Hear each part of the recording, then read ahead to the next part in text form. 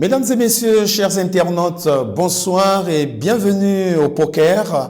Poker, donc le game qui nous permet de tirer les cartes essentielles pour le développement du Congo.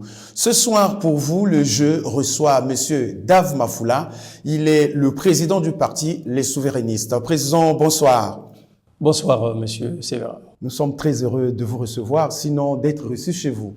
Moi aussi, je suis heureux de vous recevoir dans notre siège et surtout passer cette émission avec vous. Parce que très peu de jeunes partis comme vous ont des cadres conviviales comme ça, là, où on peut passer une émission, on peut passer une très grande réflexion. Je vous en félicite.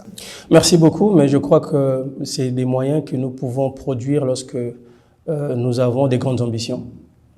C'est vrai que c'est pas facile, mais quand on a ces ambitions-là, on doit tout donner pour que nous puissions avoir un minimum qui va nous permettre de réfléchir sur des questions du pays.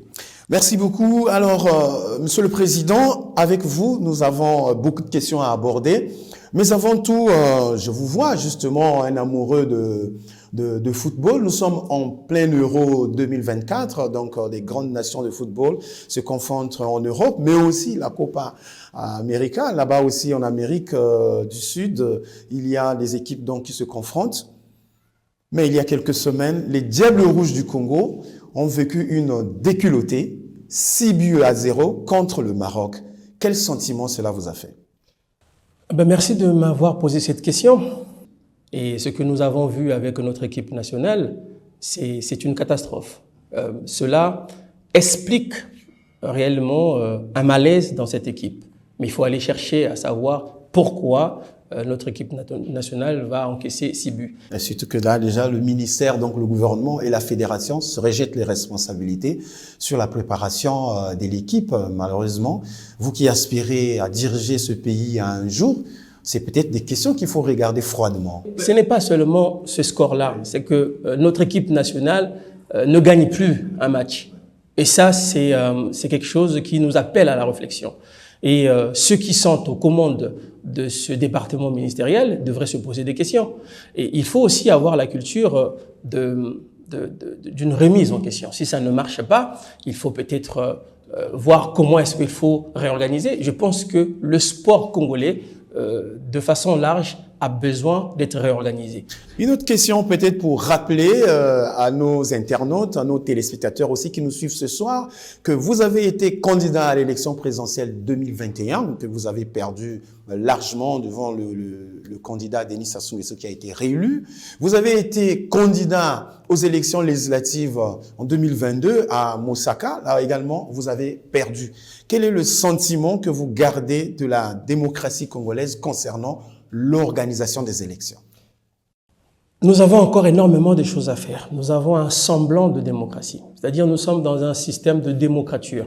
Ce n'est pas la dictature affichée, ce n'est pas non plus la démocratie que nous attendons, mais c'est une démocrature. C'est-à-dire un semblant d'élection et puis au final, on ne prend pas en considération la décision du souverain primaire. C'est ce que je garde. Et c'est très difficile pour nous qui participons à ces élections de vivre ces moments qui sont, Monsieur Arsène, je vais vous le dire, qui sont très durs parce que quand on sort d'une élection, on perd beaucoup de choses. Et quand on a le sentiment qu'on a gagné et qu'au final, nous avons un pouvoir qui décide lui-même de ce qu'il veut, qui va décider que on n'a pas voté Mafoula, on a voté X. Je vous prends le cas de Mosaka et je le répète encore aujourd'hui, celui qu'on a décidé qu'il soit député, il n'est pas légitime à Mosaka. Moi, j'ai perdu une élection de 2021. Oscar Otoka était quand même élu député de Mosaka quand même, non? Oscar Otoka est conscient, parce qu'on peut tromper les gens, on ne va pas tromper sa propre conscience. Vous allez à Mosaka, les gens de Mosaka qui élisent les représentants là-bas, ils vont vous dire qu'on a voté pour Monsieur Mafoula. À Lukolela aussi, en 2017, c'était pareil. Alors, mais souvent, on ne vous proclame pas, donc vous êtes toujours le grand perdant. Qu'est-ce qui vous motive? Qu'est-ce qui vous dit qu'est-ce qui vous fait garder la foi? Je garde espoir, parce que je sais qu'à un moment donné, toutes sortes de machines tombent en panne. Je garde espoir parce que nous sommes dans un pays où si les jeunes, les nouveaux ne se lèvent pas, il n'y aura pas de changement dans notre pays. Il faut qu'il y ait des gens qui luttent pour que le changement arrive. Mais parce que ça va mal, parce que ça va mal et que moi je me lève et j'ai besoin de continuer ce combat parce que demain, nos jeunes qui nous regardent aujourd'hui auront aussi cette possibilité de se présenter. La machine, peu importe sa dimension, elle finira toujours par tomber en panne. On est déjà peut-être à la porte de 2025 qui va nous sauver sur 2026. Les souverainistes, Dave Mafoula, est-ce que l'échéance vous intéresse? Bien évidemment, nous sommes un parti politique, donc les échéances électorales nous intéressent. On n'est pas un parti juste pour faire beau, même pas pour accompagner. Nous sommes un parti avec des ambitions et donc à chaque fois que nous approchons d'un rendez-vous électoral, nous nous préparons en conséquence. 2026, vous serez là. 2026, l'élection présidentielle. C'est en quelques mois. Donc, on va dire peut-être 20 mois. Oui. Et aujourd'hui, je crois que tous les Congolais connaissent l'ambition de M. Mafoula. C'est pas caché, ça a été affiché en 2021. Et aujourd'hui, je ne dis pas que je ne serai pas candidat, mais je vous dis pas aussi sur votre plateau que je serai candidat. Le moment viendra certainement. Parce que c'est une décision importante que je dois prendre en prenant en considération tous les facteurs qui l'entourent. Mais ce que je sais, c'est que je ne fuis pas mes responsabilités lorsqu'il est question de les prendre. Merci beaucoup. Le moment viendra certainement. On reviendra vers vous à l'orée de cette élection pour voir si réellement vous tenez encore à repartir vers les électeurs, les Congolais, qui certainement qui vous suivent et d'autres certainement qui vous apprécient. Permettez-moi une chose. Les Congolais ont besoin du changement. Ils sont en train de chercher un leader, un acteur qui peut aujourd'hui incarner ces changements. Mais je peux dire aux Congolais que moi, je suis prêt. Je suis prêt pour incarner ce changement. Et donc, ils peuvent compter sur moi. Seulement, le moment opportun, comme je vous ai dit, je prendrai cette décision. Merci. Alors, on va tirer la première carte. Elle concerne les accords des terres avec les Rwandais. Il y a eu beaucoup de sarcasme dans le pays, des grands débats, des discussions. Aujourd'hui, on a tendance à voir les choses s'atténuer un peu. Est-ce que le gouvernement a été convaincant?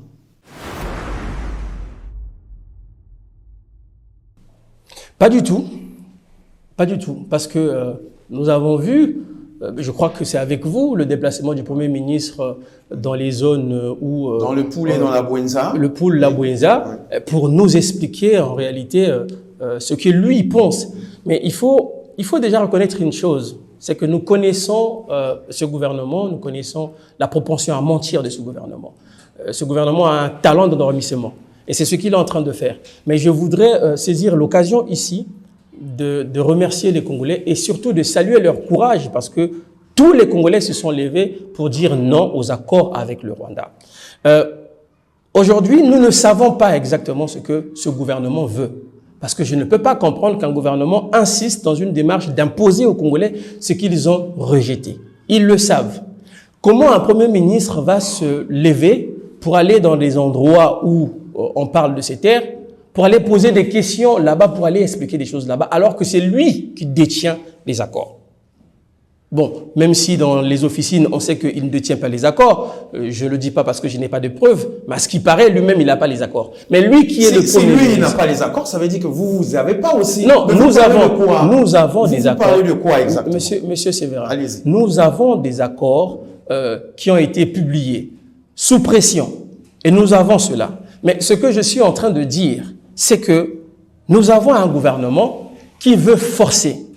Et ce gouvernement est très dangereux parce que quand le peuple a dit non, c'est la volonté du souverain primaire. Il ne veut pas, le peuple ne veut pas de ces accords. Est-ce que c'est pas parce que vous avez politisé aussi, vous avez manipulé vous-même ces accords-là que parfois le peuple qui n'a pas accès ni aux éléments de langage, ni aux accords, aujourd'hui ne comprend plus et pense que c'est dangereux justement de faire exploiter les terres par les Rwandais? Pas du tout, pas du tout. Je vais vous dire une chose.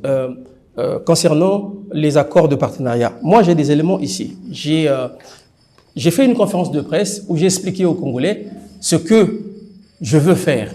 Parce que j'ai demandé au gouvernement, par un recours hiérarchique, de retirer les arrêtés, les textes du gouvernement en ce qui concerne ces accords. Je crois que le Premier ministre en a parlé, le décret numéro 2022-258 du 18 mai 2022. Et ce décret porte autorisation expresse d'occuper une réserve foncière à Massangui. Vous y étiez. Alors, je vais vous dire où se trouve d'abord le problème, parce que on va quitter d'abord le cadre peut-être politique pour rentrer dans le cadre juridique. Parce que il y a la loi numéro 909 du 26 mars 2004 qui porte Code du domaine de l'État. L'article 42 de cette loi dispose les affectations et cessions peuvent être accordées à titre gratuit aux personnes morales de droit public n'ayant pas d'autonomie financière et organismes internationaux, missions diplomatiques ou consulaires, sous réserve de la réciprocité. Or, le décret dont parle le Premier ministre, c'est un décret qui octroie à la société Elevenco la possibilité donc de travailler dans la roche de Massangui, pardon. Mais qu'est-ce que cette société? Puisque la loi numéro 9 du 26 mars 2004 nous interdit donc de faire des affectations ou de céder les terres à titre gratuit aux personnes morales de droit privé, alors que cette société est une société de droit congolais à capitaux rwandais. Cette société fait partie de la catégorie des personnes morales de droit privé. Donc, ce n'est pas ce que la loi dit. Ce décret est contraire à la loi. Et lorsque nous allons regarder dans la hiérarchie des normes juridiques, le décret est en dessous de la loi. À partir du moment où ce décret est non conforme à la loi, normalement, on ne peut plus continuer à parler de ce décret-là. Mais le Premier ministre est conscient. Il y a une loi qui ne permet pas à ce qu'on fasse des choses comme le gouvernement l'a fait. C'est pour cela que j'ai introduit ce recours hiérarchique auprès du Premier ministre. Et quelle est la suite? Il n'a pas encore répondu, mais c'est tout à fait normal parce que selon la loi, il a 2 mois pour répondre. Et s'il n'y a pas de solution, s'il n'y a pas de retrait de ces actes illégaux, ben je vais saisir le juge administratif. Donc, moi, ce que je veux dire ici, c'est que bien que nous connaissons que ce gouvernement n'a pas cette capacité, n'a pas la culture d'écouter le peuple, mais on ne doit pas continuer à faire des choses lorsque le peuple n'en veut plus. Et une chose, Monsieur Arsène, je crois que je suis le mieux placé pour parler des Rwandais. Je ne suis pas xénophobe, mais moi j'ai grandi à Lukolela. Vous savez, Lukolela, en 96, nous avons reçu des Rwandais. Ils étaient d'abord à Njondo, ils sont venus à Lironga et ils se sont arrêtés à Lukolela. Je crois qu'en 96, Lukolela, c'était 5000 habitants. Ils étaient près de 2000 la première année et la deuxième année près de 4000. Ce qui s'est passé à Lukolela, et ça, tous ceux qui ont vécu à Lukolela en juillet 1998, je n'oublierai pas ça, c'est que les Rwandais n'avaient plus des choses, n'avaient plus de nourriture. Et qu'est-ce qu'ils ont fait? Ils ont pillé les champs, ils ont pillé les fermes. Et ça a provoqué une colère des populations de Lukolela et on voulait tous qu'ils partent. On n'en veut pas. Est-ce que vous en faites pas un peu trop quand même, quand on sait que c'est pas pour la première fois quand même que le gouvernement cède des terres à des sociétés? C'est pas pour la première fois quand même. Il y a des sociétés qui sont installées ici, qui vont exploiter pour les 60 ans à venir. On n'en fait pas de bruit. Monsieur Arsène. Dans la zone de Ngo, par exemple, elle est finie, la réserve frontière de... Vous allez me prendre tous les exemples du monde si vous voulez. Mais je vais vous poser une question. Si on l'a déjà fait avec d'autres pays, ça n'a pas marché. Si les Congolais, qui eux, ils sont détenteurs de ce pouvoir, disent non à ces accords avec le Rwanda, pourquoi le gouvernement insiste? Malheureusement, aujourd'hui, c'est moi qui pose des questions. Oui, mais le gouvernement insiste parce que on a comme l'impression, et je mesure bien mes mots, on a comme l'impression que les objectifs affichés ne sont pas vraiment ce que les Rwandais en veulent. Apparemment, il y a des objectifs dissimulés que nous ne connaissons pas. Donc pour vous, le gouvernement n'a pas été jusque-là clair, convaincant, et le débat continue. Pour que le gouvernement soit crédible, le gouvernement doit déjà commencer par regarder l'aspect juridique. Je vous ai dit que ces arrêtés ne sont pas fondés juridiquement parce que ne sont pas en conformité avec la loi. 2, si le gouvernement veut être crédible, moi j'ai entendu le Premier ministre parler, et j'ai entendu le PPG parler, si le gouvernement veut être crédible, qu'on nous donne les lignes de tous ces accords-là, qu'on comprenne exactement. Parce que ce n'est pas le fait qu'on va se déplacer pour aller dans c'est paradoxal quand même, hein? Vous n'avez pas les accords, mais vous tenez quand même des débats, des discussions. Monsieur Arsène, qu'est-ce qui vous motive? Qu'est-ce qui vous dit ce que vous dites, c'est la vérité? Sauf à minimiser ce que je viens de vous dire. Non, vous êtes sur un décret qui existe. Mais les accords, est-ce que vous les avez? Alors, les décrets font partie de ces accords-là. Okay. Le gouvernement a une responsabilité d'apaiser la tension. Pas le contraire. Les Congolais ont dit non, et moi je demande au Premier ministre d'écouter. Je demande au Président de la République, parce que lui aussi, il n'écoute que lui-même. Mais à un moment donné, il faut faire preuve de courage pour dire le peuple ne veut pas de ça. À ce moment-là, on recule et on retire ces accords. D'accord. On ne va pas mourir de faim parce que les Rwandais ne vont pas investir dans notre pays. D'accord. Donc, il faudrait qu'il y ait assez de courageux du camp présidentiel pour qu'ils retirent ces actes illégaux. C'est assez clair. Je crois que les autorités qui suivent ce dossier et les Congolais qui nous suivent aussi, je crois que c'est assez clair. Nous allons tirer une autre carte, c'est celle qui concerne la gouvernance politique. Souvent, on vous présente comme un opposant. L'opposition est régulièrement constituée au Congo-Brazzaville, parlementaire, extra-parlementaire, avec un chef de file. Vous vous retrouvez où?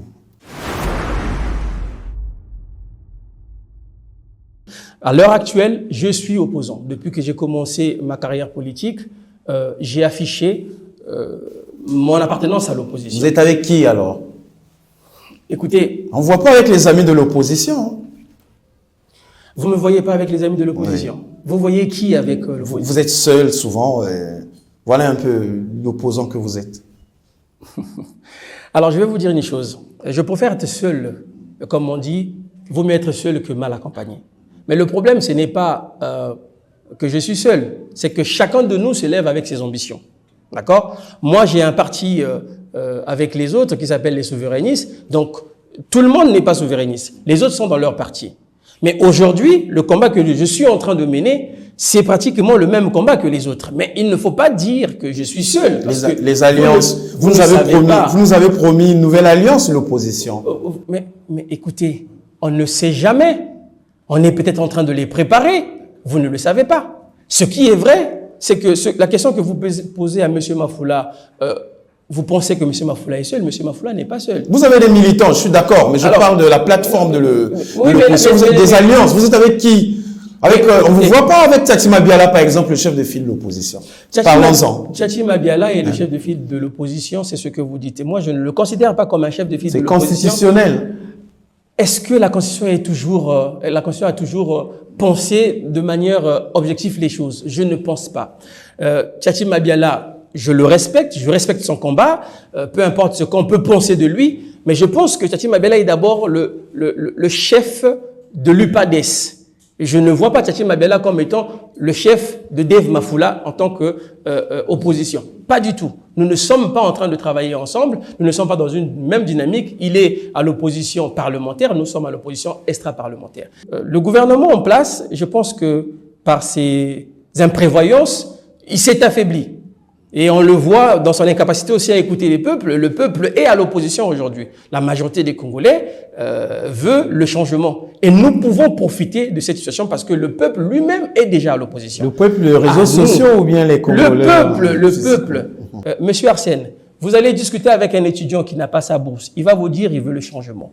Allez-y, posez la question à un retraité qui n'a pas sa pension. Il va vous dire la même chose. Les jeunes qui attendent les emplois qui n'arrivent pas, qui ont aujourd'hui l'âge de travailler, mais alors qu'ils sont toujours chez leurs parents, eux aussi, ils ont besoin de changement. Ce que nous sommes en train de voir dans notre pays, la situation sécuritaire, de façon large, que ce soit au niveau de l'éducation ou au niveau de l'alimentation, toutes ces choses-là convergent à une situation où nous sommes favorables pour prendre le pouvoir. Maintenant, opposants. Maintenant, oui, l'opposition est capable. Est-ce que vous avez quand même le retour vous-même sur votre propre personnalité, qu'il y a des gens qui ont un doute sur vous?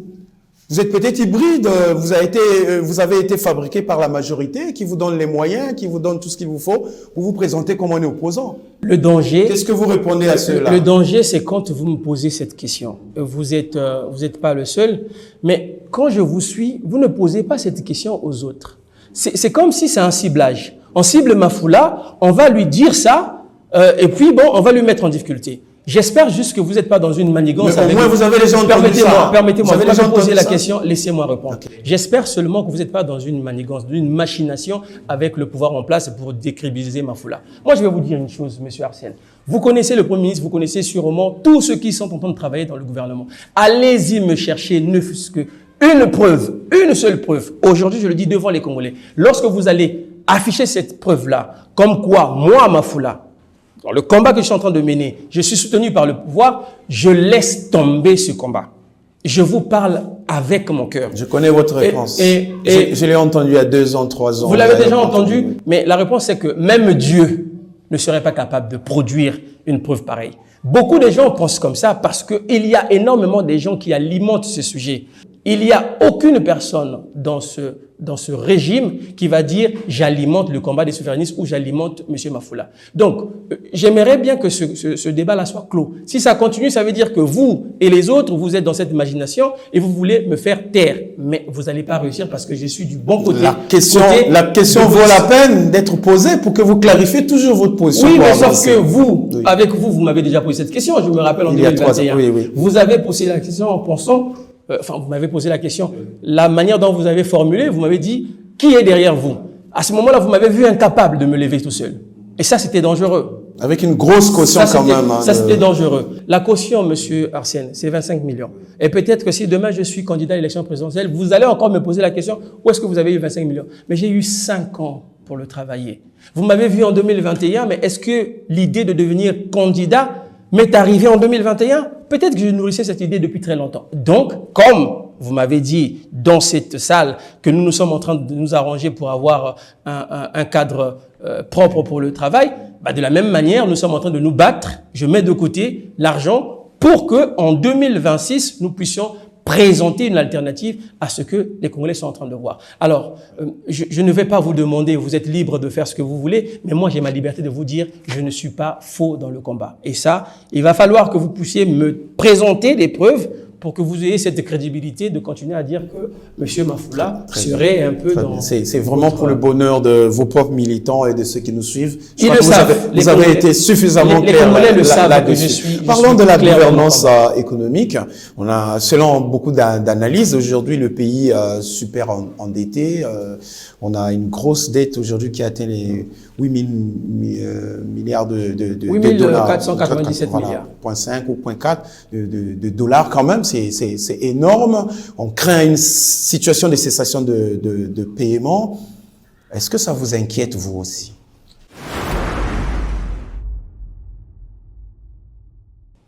Pas que. Ça inquiète les Congolais. C'est une aberration. Un pays ne peut pas être comme ça. Comment on est arrivé à avoir une dette aussi énorme? J'ai regardé la loi de finances initiale de 2023 et nous avons 11% de notre PIB pour payer juste les charges de la dette. On est autour de 200 milliards. 224 milliards de francs CFA. Mais c'est énorme. Comment un pays peut manquer aussi d'oxygène alors que nous avons connu des situations d'embellie financière dans ce pays?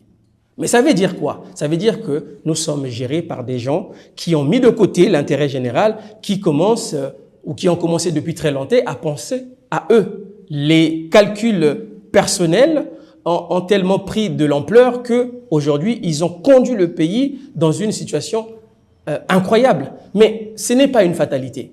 Moi, je pense une chose, que ce que nous sommes en train de vivre aujourd'hui, c'est des signaux forts de la fin d'un cycle. Et il faudrait que les Congolais soient conscients de cela, que nous pouvons faire les choses. L'économie, aujourd'hui, a besoin de financement. Mais nous ne pouvons pas nous permettre, tout simplement parce que nous ne sommes pas crédibles sur le marché financier. Et moi, ce que je dis, c'est que demain, il faut qu'il y ait une alternance. C'est pour cela que je me prépare. C'est pour cela que je dis aux Congolais, je suis prêt. Et moi, je pense une chose, que aujourd'hui, pour gérer ce pays, on n'a pas besoin d'être un Manitou de l'économie. On a besoin de former ou peut-être de puiser dans la première valeur de notre République. Mais pourtant, le Premier ministre, M. Makose, n'est pas aussi un Manitou de l'économie. Donnez-lui sa chance quand même, non? Je crois qu'il a déjà eu sa chance, M. Colline Makosso. Il est là depuis 2021. Vous voulez qu'on lui donne encore quelle chance? Il est là. Mais l'échec est là. Vous savez, ils ont eu le pouvoir depuis très longtemps, 40 ans bientôt, un demi-siècle bientôt. L'accès à l'eau et l'électricité, l'accès au logement décent, l'accès aux soins et à l'éducation de qualité, l'accès à l'emploi ne sont pas toujours des problèmes minimes de notre pays, sont des problèmes majeurs. Et comme je dis, c'est une honte. 40 ans après, on n'arrive pas à régler le problème. Et aujourd'hui, le pays est lourdement endetté. 98% de notre PIB, lourdement endetté. Et donc, en 2026, il va falloir qu'une autre équipe arrive. C'est pour cela que j'appelle de mon vœu. Devant le Parlement, le Premier ministre a dit que l'année prochaine pourrait être la bonne. On va vivre une remontée quand même. Je vous ai parlé du talent d'endormissement de ce gouvernement. Il ne faut pas oublier des gens qui parlent. Il ne faut pas oublier. Je crois que les batailles du Premier ministre sont restées des batailles verbales. Et donc, aujourd'hui, il n'y a aucune crédibilité lorsqu'il est question d'évoquer ce que le Premier ministre a dit. Qu'est-ce qu'il a dit et qu'est-ce qu'il a fait? C'est ça la véritable question. Les Congolais aujourd'hui ont toujours ces problèmes, confrontés à énormément de soucis. Donc moi aujourd'hui, comme je lis tout le temps, je n'attends pas quelque chose d'extraordinaire sortir de ce gouvernement. Pas du tout. À 20 mois d'élection présidentielle, nous devons nous préparer. Et j'appelle à la vigilance des Congolais qu'ils n'oublient pas ce qu'ils ont vécu pendant des décennies et qu'aujourd'hui nous avons une possibilité de changer les choses. Il faut que les hommes et les femmes qui sont capables d'apporter quelque chose pour le changement dans ce pays, qu'ils le fassent. Mais comme je vous ai dit, il fallait, pour ce gouvernement, compter sur la première valeur de notre République qui est l'unité. Et justement, je vais peut-être pas vous couper dans l'élan déjà, puisque on va tirer cette carte-là, et elle est très importante. C'est peut-être la carte de la fin aussi, c'est la carte de l'emploi des jeunes. Nous sommes en 2024, qui est décrétée année de la jeunesse, et là-dedans, le gouvernement a mis un focus sur la création de l'emploi, 100 000 emplois par là. Nous sommes à 6 mois, certainement, de la fin de l'échéance. Qu'est-ce que vous pensez?